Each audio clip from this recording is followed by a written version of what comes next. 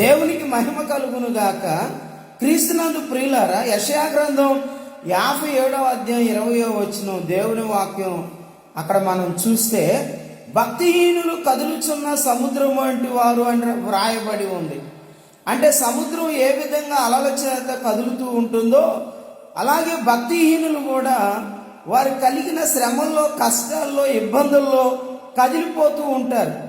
దేవుని వాక్యం 125వ కీర్తన ప్రారంభ వచనాల్లో ఉన్న మాటలు చూస్తే, యెహోవా యందు నమ్మిక ఉంచువారు కదలక నిత్యము నిలుసు సియోను కొండవలే ఉంటారని ఉంది.